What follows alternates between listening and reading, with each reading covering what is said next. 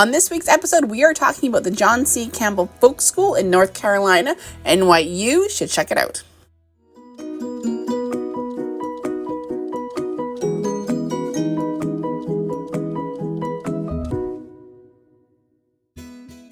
I first learned about this place last year while attending the Fungi and Fiber Symposium in Washington State. One of the participants, Martha Owens, is the dyeing and spinning instructor at the school and invited me out to teach for a week. I didn't even know what a folk school was. The roots of the folk school concept comes from Scandinavia, the idea of an educational space built on relationship building, cultural celebration, personal and community empowerment, and non-competitiveness. It was actually John Campbell's wife, Olive Dame Campbell, with her colleague Margaret Butler, who studied this approach overseas, and in 1925, the school was open. Centered in the southern Appalachia Mountains and culture of southern North Carolina, the grounds are a beautiful and dedicated space to learning, crafting, and hard work. One of the most amazing things about the school is these dedicated spaces, these studios that they have set up in these older farmhouse buildings that are incredibly well equipped. And what it does is it allows teachers from all over the place to come to the school and teach in a space that is completely set up for whatever the craft that you're doing is. And I was amazed at the types of spaces that they had, everything from blacksmithing to enameling to pottery, wood turning. They had beer making next door from where we were. So really there was lots of options. Even apart from the classes, one of the things that strikes you is how active a landscape it is. There's a dye garden, there is dancing and talks and storytelling all the time. It's a very living, amazing space to go visit and be a part of. So I wanted to share what it was like to teach and what the class was that I did. So I did 2 classes back to back. The first one was a 5-day class that involved dyeing and then tablet weaving, which is a form of band weaving that has deep historical roots throughout different parts of the world. So I was there in October. There's the Halloween display, and there are these amazing footpaths all over the place. You did not need a car. As long as you were ambulatory, you could get around to all those places that you needed to. So this was my friend Laura who did the class with me. So on day 1, we did an indigo vat. That's indigo that's being reduced, and we were dyeing silk. So we spent the first day kind of did a little bit of demoing of the weaving we were going to do, and then we got into soaking and processing silk. So if you haven't done indigo before, it's pretty fun. You sort of start with a smaller jar and then you empty that into a bigger space. And as you can see, indigo, when it's reduced, is this kind of sickly, limey yellow color. And as you put your fiber in, and then the number of dips is the deeper the color goes. So it's going to start out as kind of a pale blue, and then it's going to go darker. So I sort of invited everybody to take their skein of silk and do as number of dips that they wanted to know in order to get the color that they wanted to. So a lighter color is going to be less dips or more dips. And so we spent most of the day. It was pretty fun. Silk was new material to a lot of these weavers, so that was kind of fun as well.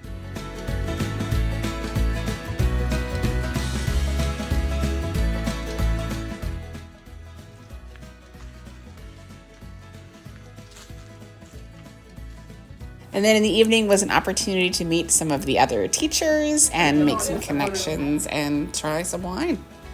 All right, on to day 2, where we leapt into the weaving. We were a little bit possibly ambitious and decided to do a form of tablet weaving called brocaded. So this is an early form of tablet weaving.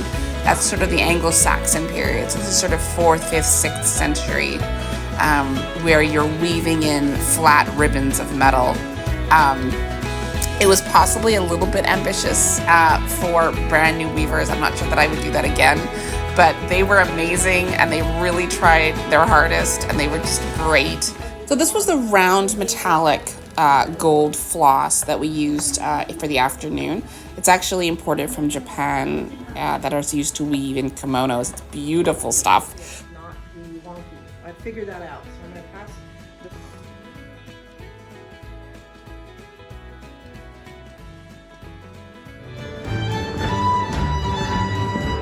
a new top couple.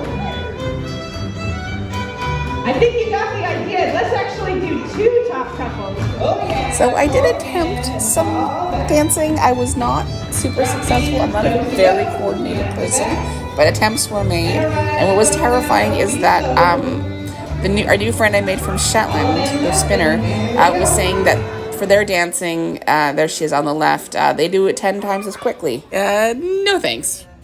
And on to days 3 to 5, this is more sort of your typical tablet weaving. It's in wool with the pattern that is determined by the way that you turn the cards.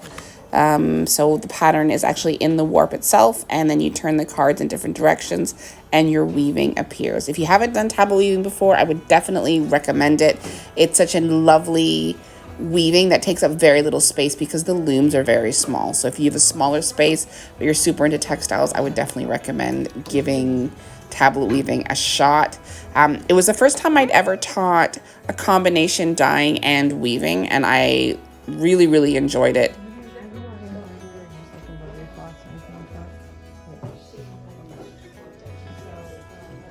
One of the things I loved is on the Friday, that was show and tell. So we set up a station showing what we did during the week, which was the dyeing and the tablet weaving. But then other people did things too. Like there was the braided rug class. That looked super interesting. I'd love to learn how to do the braided rug, which is obviously very famous in this region. There was a super interesting shoemaking. All of the shoes looked unbelievable. So these are all shoes that were made within 5 days. That was a shoemaking class. That just like outstanding shoes. I think everyone was like, oh man, I wish I'd taken the shoe class. There was also soap making. What else was there? There was so many things. It was so great to be able to go through. This was an interesting one. This was like a fine metal sculpture class. These were all moving sculptures made out of silver and bronze that were really, really interesting. I was curious about that class. There was wood turning, and they made these beautiful stools. There was a few other ones as well, so there was lots going on. Oh yeah, this is the pottery class. Yeah, the pottery class. So yeah, that was a fun thing, and then we all sort of cheered each other on for all the classes. After the 5-day, I stayed on for a weekend, and I taught natural dyeing. So this is actually the natural dye garden they have on site. It is outstanding. Huge, huge space. Lots of different kinds of plants. So we ended up dyeing with a variety of different materials, both stuff that had been grown, foraged around, and then stuff that I had sent ahead as mushrooms. And there we go. There's some of the colors. It was a really, really fun class, and everybody was really dedicated. And it gave me a lot of confidence that I can go places and I can do this for multi-day classes.